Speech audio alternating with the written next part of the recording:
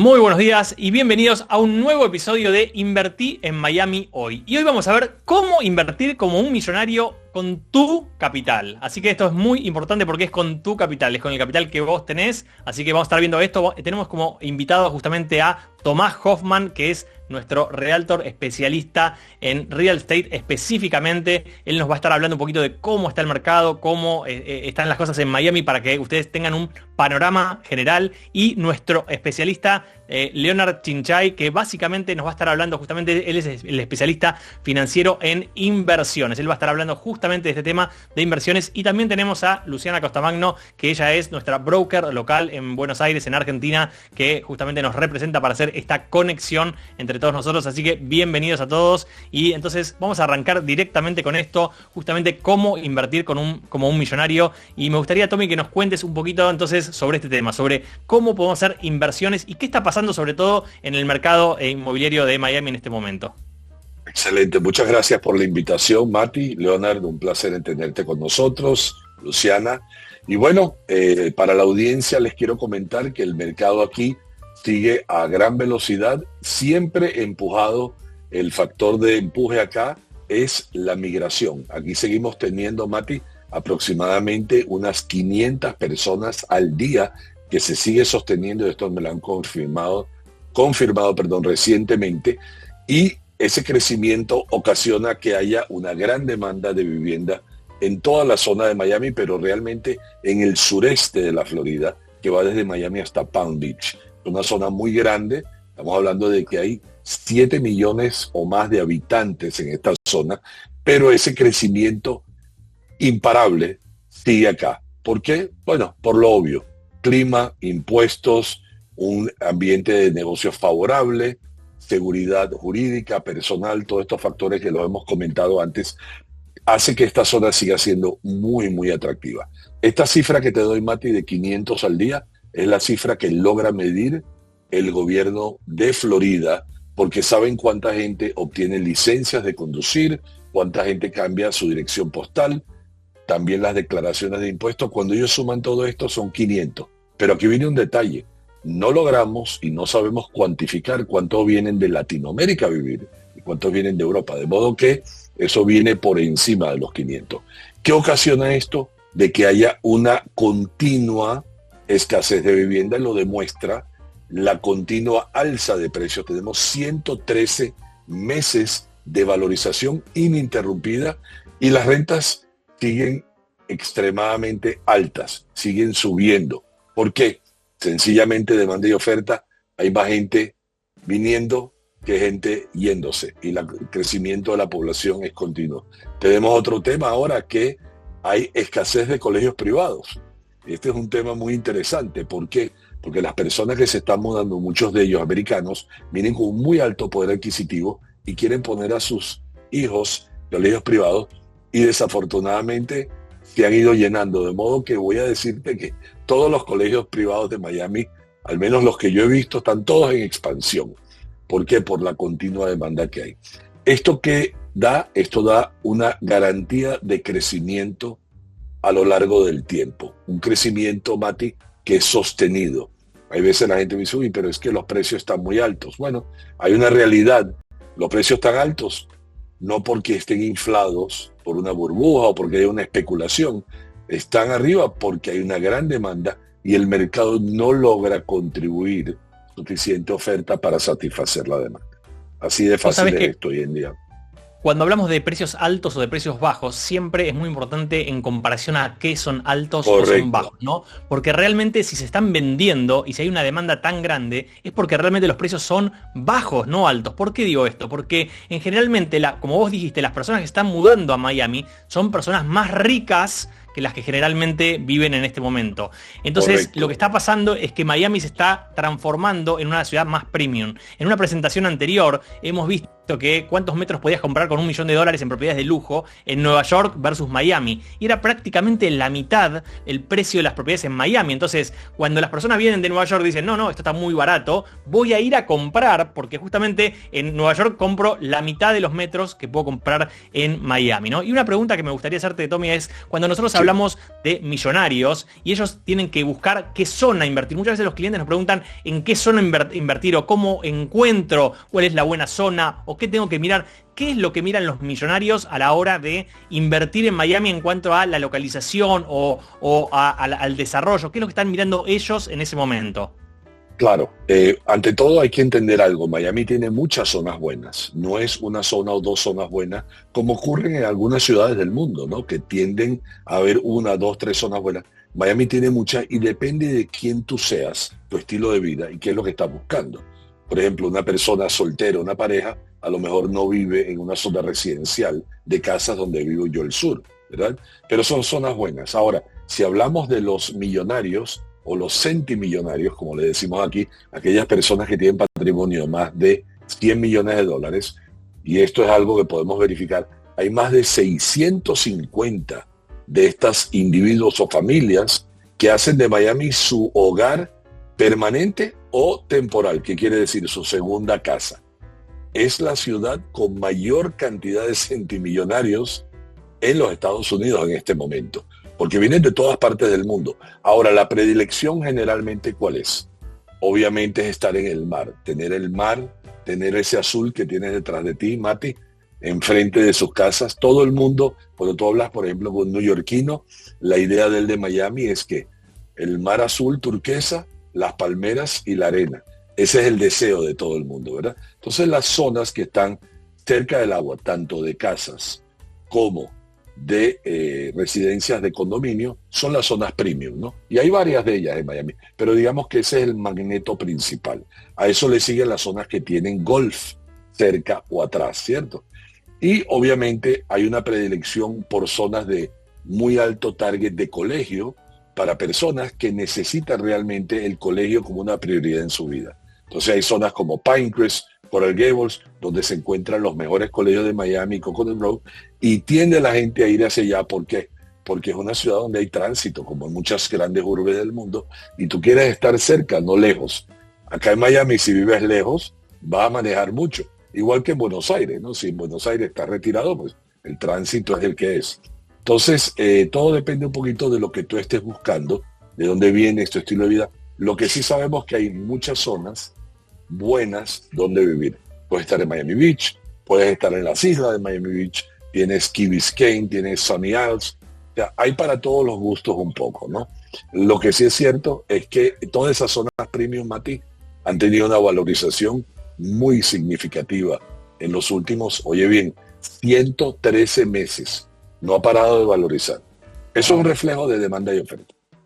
Bien, y he escuchado también que muchas veces los millonarios dicen, yo quiero invertir en una zona que está por desarrollarse, que quiero ser como pionero en zonas que se están a veces transformando. También, o sea, el tema de buena conectividad, pero también me preguntan mucho los clientes a veces sobre inversiones sobre multifamiliares, ¿no? Y a veces hay multifamiliares que por ahí valen 1, 2, 3 millones, pero sé que los millonarios a veces invierten en productos de más de $100 millones. O sea, ¿cómo, o sea, una persona común y corriente podría llegar a invertir en ese tipo de inversiones?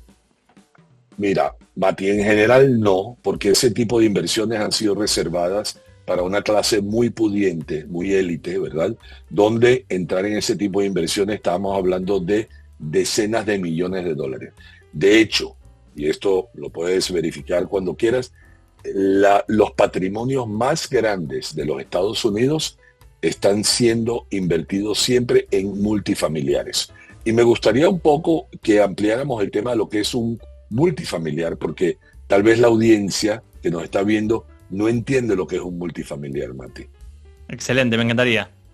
Bueno, fantástico. Y bueno, tenemos a Leonard, que está con nosotros acá, que está invitado como el orador principal hoy, nuestro invitado de honor, y que es el experto en multifamiliares. Así que, Leonard, te paso la palabra. Explícanos, por favor, en tus palabras, ¿qué es un multifamiliar? Perfecto, Tomás. Muchas gracias también por la invitación, Mati y Luciana. Mira, el concepto del multifamiliar es muy fácil. En verdad es un producto más financiero de inversión.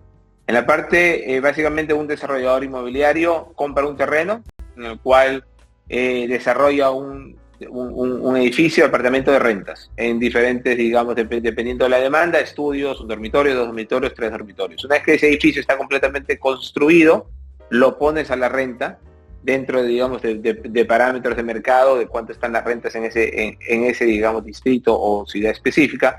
Y una vez que llenas el edificio, tienes que mantener esa renta, o lo que se llama estabilizarlo, por un año. Una vez que lo estabilizas por un año, hay diferentes opciones. Una opción, cuando el desarrollador se quiere quedar con el edificio, hace una refinanciación de la deuda de construcción a una deuda permanente, en la cual tiene la opción de retirar parte de su capital. A veces es un 30%, a veces es un 50% en la primera ronda. Si retiras ese 50% del capital, la renta del edificio cubre los pagos de los intereses de ese préstamo y sigues obteniendo una valorización sobre el activo. Y como lo explicaba Tomás, con toda esta migración doméstica que viene aquí, digamos, a Miami en los últimos 4 años, la necesidad de proyectos multifamiliares en zonas, como dice Mati, que están bien conectadas, pero necesitan tener un producto más, digamos, accesible para los inquilinos, este tipo de proyectos se revalorizan año por año. La otra opción que tiene el desarrollador del multifamily es venderlo, y este es casi siempre el 70% del caso. ¿Lo vendes a quién? A un fondo de inversión, a un fondo de pensiones, a un family office. Bancos también compran. ¿Y qué ellos compran? Compran el flujo estabilizado ya del proyecto, a un 5, a un 6, a un 7% de la renta anual.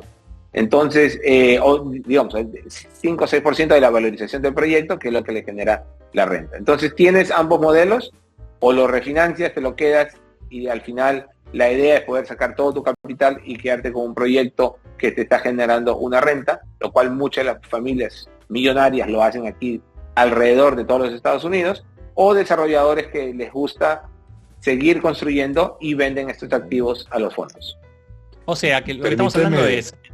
Adelante, Martín, adelante. Digo, lo que estamos hablando entonces es de básicamente un proyecto donde en lugar de construir un edificio para vender unidades, estoy construyendo un edificio entero con muchos departamentos, pero que son una sola unidad, que tienen un solo dueño, aunque sean muchos socios, es un solo dueño, es una sola propiedad, digamos. Esa propiedad se usa para generar una renta y podría quedársela a una persona como un multimillonario en forma individual, o podría venderse a un fondo de inversión o a un grupo de accionistas, digamos, que serían estos, ¿no? Sería así más o menos el modelo, digamos, ¿no? Exactamente como lo has explicado, Mati. Era justo el comentario que quería hacer, Mati. Me has quitado las palabras de la boca. Pero es muy importante entender algo. Estamos hablando de un edificio, Leonardo, que no se van a vender los apartamentos individualmente, sino es un conjunto residencial que se construye y se vende como un bloque de apartamentos, ¿verdad? Pero aquí viene una pregunta que me hacen muchas personas, Mati, donde en otras partes del mundo las leyes del inquilinato no son favorables para un dueño. ¿Qué pasa en los Estados Unidos, Leonardo, cuando una persona, por ejemplo, no paga la renta? Imagínate que en un multifamiliar alguien alquila y no paga. ¿Qué sucede? ¿Qué tan difícil es sacar a esa persona? Mire, el proceso es muy fácil, digamos, las leyes protegen mucho al dueño del edificio en este caso, porque estás trayendo una solución al problema que hay de la demanda de no tener ese tipo de apartamentos. Entonces, digamos, sacar un inquilino entre 30 a 90 días máximo es lo máximo que te puedes demorar. Entonces es un proceso muy rápido. Por el otro lado, como tú eres el único administrador de los 500 apartamentos, por ejemplo, cuando tú estás aceptando a todos los inquilinos, tienes un régimen de qué les vas a pedir para evitar llegar a ese tipo de procesos donde tienes que, digamos, sacar al inquilino por falta de pago. Cuando es un edificio de condos, ¿no? Para darle ese ejemplo específico, cuando se vende un departamento cada uno, cada dueño de ese departamento tiene su propio criterio para calificar a ese inquilino. En cambio, aquí en estos multifamilies, puedes, digamos, controlar mucho mejor para no llegar a ese proceso que menciona Tomás. Pero si llegas a ese proceso, el proceso de poder sacar al inquilino es mucho más rápido. Qué bien. Qué bien. Estos serían para rentas largas, se consideran en la Argentina, ¿verdad, Mati? O sea, rentas largas son rentas de un año. Por un año. Más. por un año. Exactamente, Aquí que no no son estamos temporales. hablando de rentas cortas, correcto. Claro, exactamente, que Correcto. no son rentas temporales. Mati, Muchos de los clientes me adelante. preguntan, muchas veces me preguntan, yo les digo, bueno, tenés $500.000, quiero comprarme una propiedad en Miami para obtener una renta, ¿sí? Esa renta tiene esa rentabilidad de una propiedad, supongamos que es usada, medio viejita, y me genera, no sé, un 5%, más algo que me va a generar por revalorización cuando lo venda, ¿no? Entonces los clientes me dicen, no, yo quiero algo que me genere mucha más rentabilidad, ¿no? Quiero un 12, un 15, un 18, un 20, un 25. Entonces, bueno, hay otro tipo de productos, pero claro, el cliente me dice, no, pero yo quiero un producto con una garantía hipotecaria, esto, lo otro. Y ahí justamente viene el tema de que cuanto más rentabilidad, menos, o sea, justamente más riesgo uno corre, ¿no? Si uno se pone a construir un edificio uno mismo, ¿sí? El riesgo que corre de que le vaya bien o que le vaya mal es mucho más grande que si uno ya tiene un departamento comprado. Entonces, Leonard, a mí me gustaría si vos podés contar más o menos cómo es justamente esta diferencia entre, no sé, comprar un departamento, prestarle dinero contra una hipoteca a alguien que se compró un departamento, o prestarle a un desarrollo mucho más grande, o ser socio de un desarrollo. ¿Cómo sería esa evolución de un prestamista o un cliente un inversor, perdón, que quiere invertir, pero a veces quiere distintos tipos de renta de acuerdo al riesgo que quiere tomar en su inversión, ¿no? Perfecto, vamos a dividirlo en 5 diferentes casos. Entonces, el primer caso es alguien que compra un departamento o una casa que ya está, digamos, que es usada, digamos, que ya lleva años ya construida, lo compras para rentar. Eso, en general, estás hablando entre un 3 a un 5% de retorno anual, después que pagas administración, impuestos, etcétera. Pero, ¿cuál es tu garantía? Que tú eres dueño de la propiedad. Nadie te la va a quitar, tú eres dueño 100%. Solamente tienes que asumir también los gastos al 100% de lo que vaya a suceder en esa propiedad. El otro es comprar un apartamento para rentas cortas, lo que está mucho de moda ahora, que Airbnb, lo vas rentando porque obviamente renta diaria te genera más que una renta anual.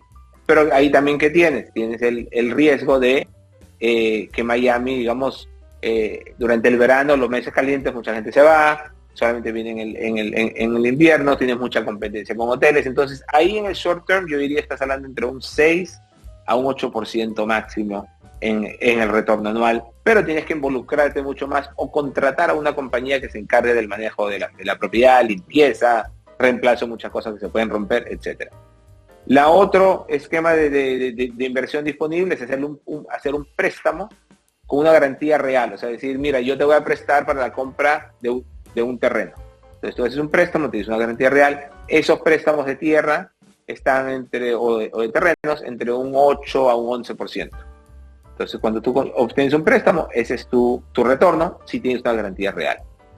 El próximo esquema que yo, digamos, consideraría sería un préstamo al desarrollador del proyecto que está haciendo uno de estos multifamilies. Alguien que tiene una experiencia que ya tiene una experiencia por muchos años, que tiene el músculo financiero para obtener un préstamo de $100 millones, por ejemplo, para un proyecto de 350 apartamentos, y que ya tiene la experiencia de haber hecho ese tipo de proyectos. Ese tipo de préstamo es un poco más alto, estás hablando de entre un 15 a un 18% de retorno anual, y en ese caso, como el desarrollador ya obtiene un préstamo para obtener la tierra, no te puede dar la tierra como garantía, pero el desarrollador te da una garantía corporativa.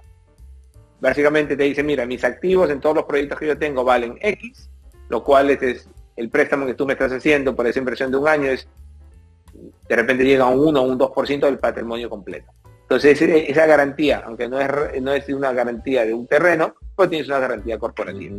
Y el otro, digamos, retorno ya sería ser socio del proyecto. Yo entro contigo, compramos la tierra, construimos el proyecto, lo estabilizamos, una inversión de 4 a 5 años, pero ahí es en verdad donde está el retorno más grande. Ahí estás viendo 25, 27% anual, o sea, en 4 años estás duplicando tu dinero. Pero tu garantía, ¿cuál es? El proyecto, la zona, la demanda, porque estás construyendo en esa sección, conectividad, etcétera, etcétera. Entonces, yo clasificaría esas 5 opciones. Te puedes comenzar desde un 2 a un 4% como tu dueño de tu propia propiedad, o ser socio de un proyecto al 25% anual. Bien, esto es algo muy interesante a tener en cuenta, ¿no? Porque cada uno, o sea, lo que tiene que medir es justamente el riesgo que quiere, la seguridad que quiere, para qué quiere. Hay algo muy importante entender cuando uno está invirtiendo es para qué estoy invirtiendo. Lo estoy invirtiendo para usarlo, lo estoy invirtiendo para generarle rentabilidad, lo estoy invirtiendo para dejar una herencia a mis hijos, lo estoy invirtiendo para más adelante venderlo y comprarme otra cosa, porque a veces uno se compra un departamento más chiquitito pensando en que quiere comprar una casa en el futuro, entonces dice, bueno, me compro, pongo mi dinero en ladrillos para que no se me devalúe y ahorro en una propiedad. Entonces es muy importante cuál es el fin que uno busca con todo esto y también cuál es la rentabilidad que quiere obtener, ¿no? Uno a veces dice, bueno, yo quiero ser más conservador, ya tengo mi patrimonio, ya estoy hecho, no me interesa ganar tanto dinero, me interesa simplemente no tener problemas, o a veces uno dice, no, yo quiero arriesgarme porque tengo un patrimonio que quiero que crezca en forma interesante, no quiero que me vaya creciendo al 1% anual, ¿sí? Y lo pongo en bonos del tesoro, sino que quiero realmente que esto, o sea, en 2, 3, 4, 5 años poder tener un nivel de capital mucho más grande, ¿no? Tommy, ¿qué decís? Sí, y yo quería también hacer un énfasis en algo, Leonard, y tú lo has comentado muchas veces conmigo, que este tipo de inversión en multifamiliares es un territorio reservado para personas de gran capital tradicionalmente, con retornos de doble dígito, como dijimos, de 15, 18, 25. Eso no es común para, digamos, el inversor normal que pueda participar de este tipo de inversión. Pero tú me has comentado, Leonard, de que esa posibilidad en el caso de ustedes existe.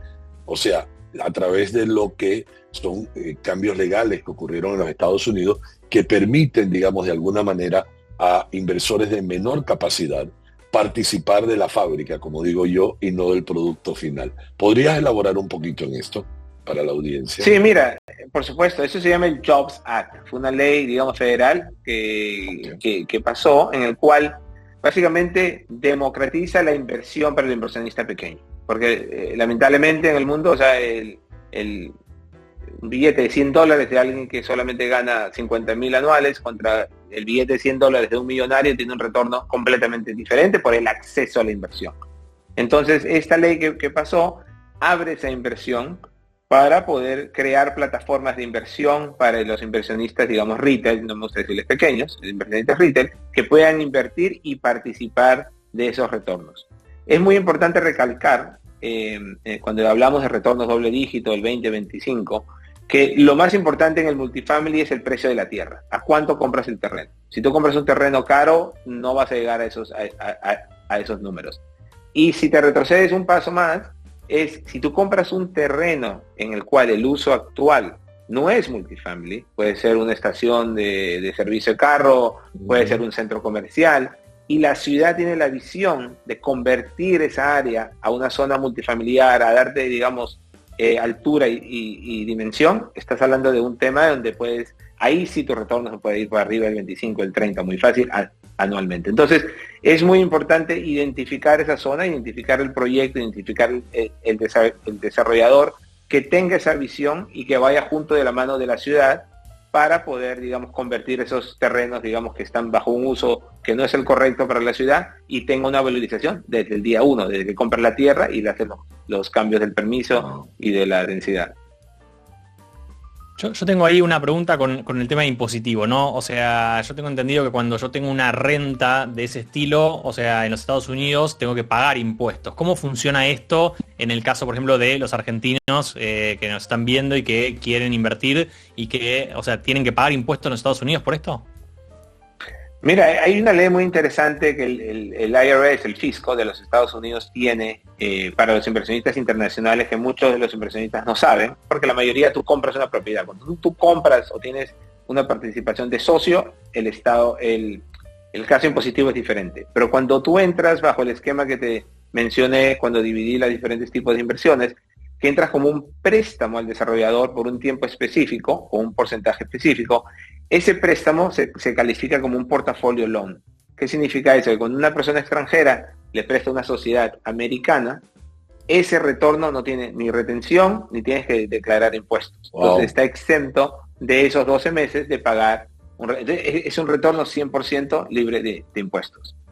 Bien, esto es algo muy importante porque cuando nosotros invertimos, sobre todo en otros países, hay clientes, ¿sabes? Que me preguntan por España. España, o sea, dijiste hola y ya te sacaron el 10% de la propiedad, ¿no? Entonces, claro, cuando uno dice, claro, la propiedad me va a rendir un 5%, un 10%, un 18%, un 25%, muchas veces ese número después hay que empezar a restarle un montón de cosas, ¿no? Entonces es importante justamente entender bien cuándo hay que restarle algo o cuándo justamente tenemos un beneficio por ser extranjeros y no tenemos que restarle nada, por lo menos no en los Estados Unidos. Y esto es algo muy importante. No sé si Lu, vos querés comentar algo respecto del mercado argentino, de cómo sería una inversión, o sea, cuánto nos rendiría si nosotros tenemos una propiedad, por ejemplo, en Argentina y la rentamos o la alquilamos, cómo está eso y cómo está también la revalorización, ¿no? En ese sentido. Y bueno, la verdad, bastante distinto a lo que estamos hablando. Se parece más al primero de los 5 esquemas que mencionaba Leonard, que va entre el 3, yo diría entre el 3 y 3,5 y no más. Con suerte, ¿no? de evaluación. Esto es en la renta, ¿no? En la renta. Claro, en la renta. Sí, en este momento la verdad es que el mercado está bastante deprimido. Hay un atisbo de crédito, UVA, pero la verdad es que no tenemos como la confianza en el mercado, no están dadas las condiciones ni la estabilidad todavía como para que esto despegue de una manera que se pueda sostener y que pueda, digamos, seguir. No por ahora, digamos. Y cuando apostamos a la revalorización, o sea, ¿cómo se ve eso en Argentina, por ejemplo, en los últimos años? ¿Qué ha pasado? Y no, fue prácticamente nula la revalorización. La verdad que los clientes, en mi experiencia personal, perdieron dinero. La verdad es que muchos están saliendo. Claro, sí. ¿En peso o en dólares, Lu? En dólares, porque dólares. Hablando de esto, acá...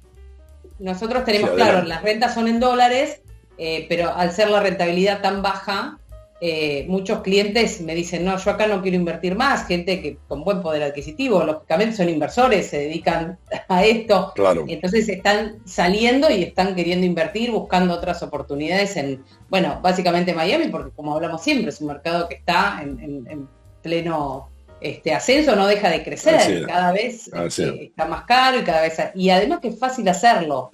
Para el inversor extranjero es muy fácil hacerlo, y de hecho tampoco se necesitan sumas millonarias para entrar. Entonces es un gran momento. Yo siempre les digo a mis clientes, es un gran momento, primero avanzar y después pensar, lo que decimos siempre, porque la verdad es que están dadas, tenés como toda la facilidad para poder hacerlo, te puedes arrepentir, te devuelven el dinero, tenés posibilidad de tomar préstamo, que en este mercado lamentablemente todavía no están dadas las condiciones. Entonces es un gran momento para invertir afuera. Ahora, concretamente en nuestro mercado, te diría que no están dadas las condiciones como para poder tener una buena rentabilidad. También es muy importante marcar diferencias de mercado, que es que cuando vos te metes en un proyecto, en un edificio, o sea, te estás metiendo en un fideicomiso, y esa figura es, desde el punto de vista legal, súper, súper insegura, en el sentido que el fideicomiso es solamente, digamos, algo que se responde en sí mismo, ¿no? Cuando estamos hablando en Estados Unidos, el tema es que justamente una empresa te responde con millones y millones de dólares de respaldo, el que presta el dinero es el banco, claro. Entonces realmente es muy, muy distinto que construyan los con tu dinero. Claro, ¿sí? Esto que decís, los proyectos no se financian acá con la plata del banco. O sea, se financian con la plata de los inversores, de los compradores. Entonces, compradores. Eso genera como, claro, mucha inestabilidad. Exactamente. Sí, hay mucha inestabilidad, se vuelve complicado, ¿no? Es complicado. Exactamente, en cuanto no logran si alguien vender las falla utilidades, un aporte, hay muchas variables que pueden no ir bien.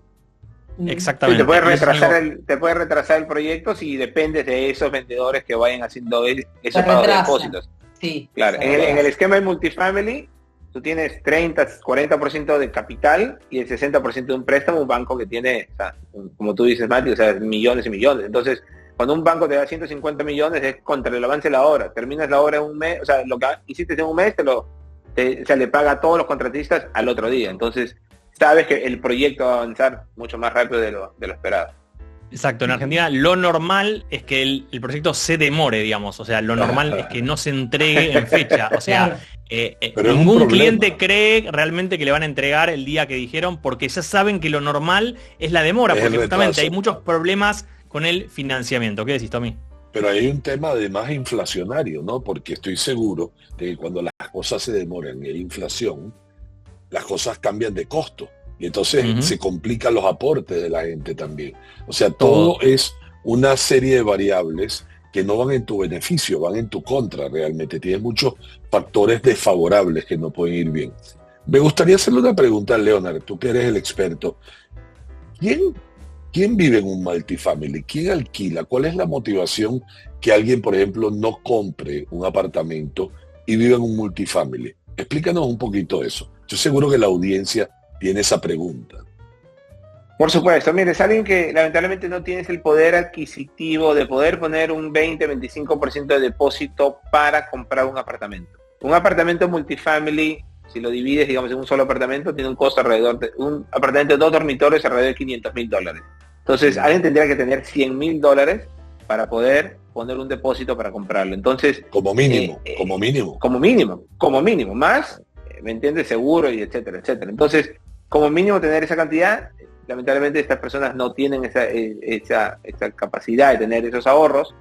Casi siempre son más gente trabajadora, pueden ser parejas, pueden ser personas solas, familias también, pero son personas, digamos, que tienen trabajos en hospitales, en centros de restaurantes estables, correcto, pero que les gusta vivir en algo nuevo. Los multifamilies, por ejemplo, los que nosotros estamos construyendo, tienen, digamos, piscina, área de barbecue, parque perros, pique, o sea, tienen todas las amenidades muy buenas.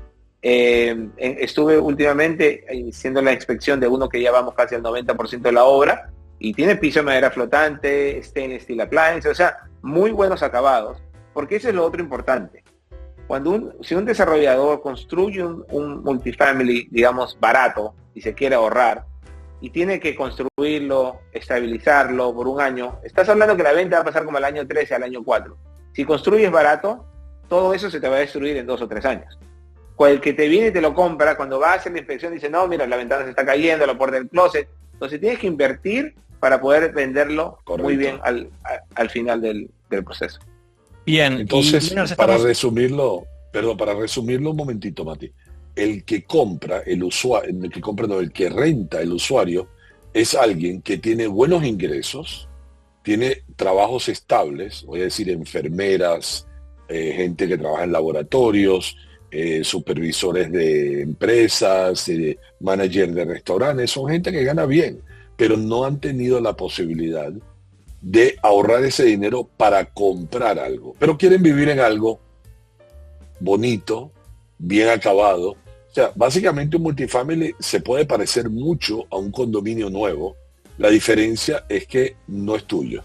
Estás alquilando ahí, ¿verdad? Esa es la diferencia que tenemos acá. Obedece a un mercado distinto, pero un mercado que tiene una necesidad y que también es parte de esos 500 que se mudan, que hablamos al principio, Mati. Porque hay gente que se muda, tiene buenos trabajos y no necesariamente tiene la inicial que necesita para adquirir algo. Y un punto adicional que quería mencionar, disculpe, Mati, el estado de la Florida pasó una ley que se llama Live Local Act, vivir local, el acta de vivir local. Esa ley da incentivos financieros a desarrolladores para construir en zonas donde se necesitan apartamentos de renta.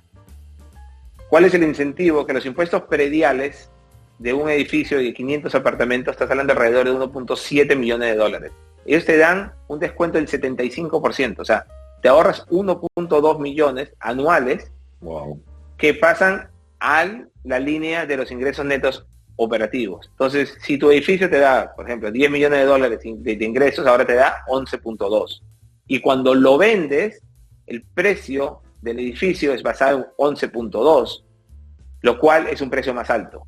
Y esa ley expira en el 2059 y la puedes transferir al nuevo comprador.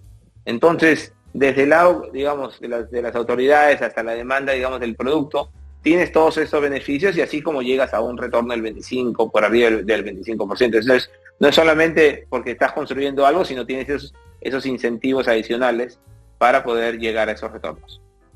Bien, y hemos llegado ya al final.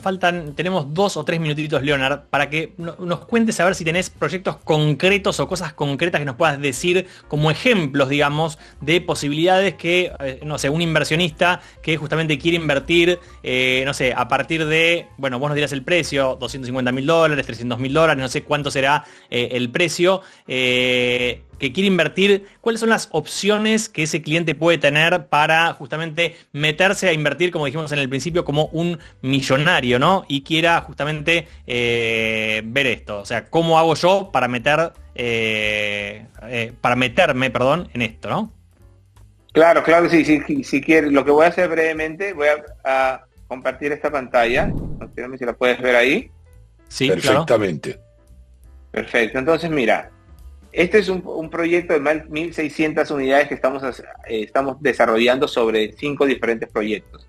Tenemos Metro Park, que es un edificio que ya está en construcción, el que te decía que está casi al 90% de la obra, ya va a empezar las rentas ahora, la pre-renta en enero y la renta del edificio en marzo. La segunda fase es Metro Park South, o Sur, que está aquí con 347 apartamentos. Luego tenemos Metro Station con 55, y aquí tenemos otro proyecto que se llama Metro Park Norte, Metro Park 2. Entonces, lo importante de todo este desarrollo es que este desarrollo va a la mano con este techo azul, que son la estación del tren del Tri-Rail y del Metro y del Metro Rail. El Tri-Rail es un tren que conecta los condados de Miami, Broward y West Palm Beach, y llega hasta la ciudad de West Palm Beach. Va por el oeste de la ciudad, donde hay muchas compañías grandes, multinacionales, que emplean a muchos empleados y muchos hospitales también.